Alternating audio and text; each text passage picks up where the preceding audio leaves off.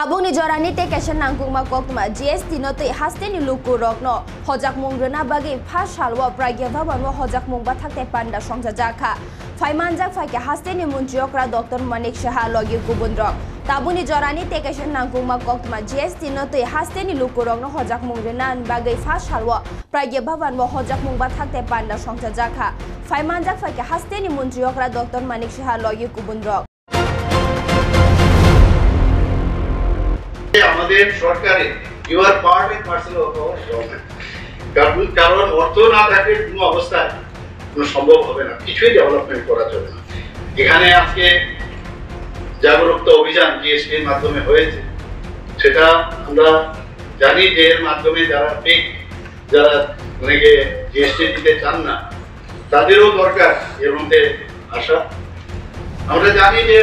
সারা পৃথিবীর মধ্যে ফ্রান্স নাকি প্রথমে যা হয়েছে খবর যে প্রথমে ফ্রান্সে নাকি জিএসটি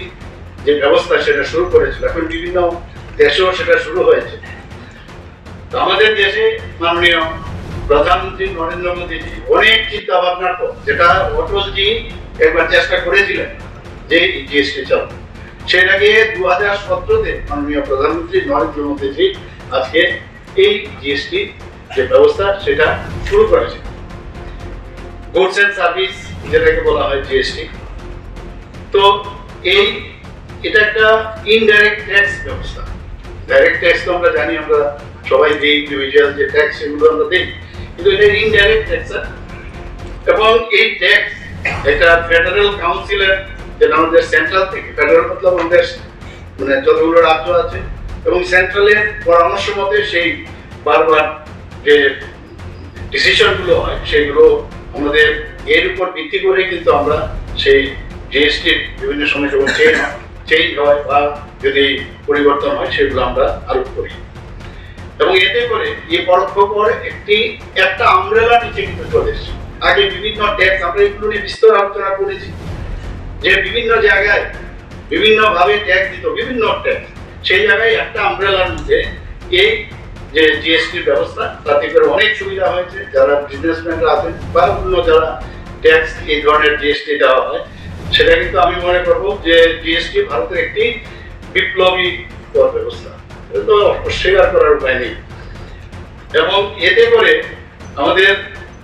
জনগণেরই ইনডাইরেক্টলি হোক ডাইরেক্টলি হোক আলটিমেটলি তাদেরই উপকারে সেটা আসে এবং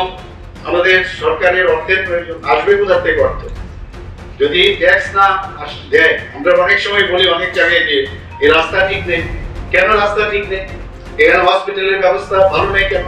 আমরা এত ট্যাক্স দিই এখানে স্কুলের বা বিভিন্ন বিদ্যালয়ে কলেজে গেলাম গিয়ে বলছে যে এই কলেজের পাঠ্য ব্যবস্থা এরকম কেন তো যত বেশি অর্থ হবে তত বেশি ফেসিলিটিও পাবে সেটা যে কোনো জায়গায় হোক সেটা কিন্তু এই জিএসটি ব্যবস্থাটা আমার মনে হয় যদি সেটাকে আরো বেশি শক্তিশালী করা হয় এবং আমাদের ত্রিপুরা সরকারের ট্যাক্সেস অর্গানাইজেশনের তরফ থেকে সেই ব্যবস্থা ওনারা করছেন আমাদের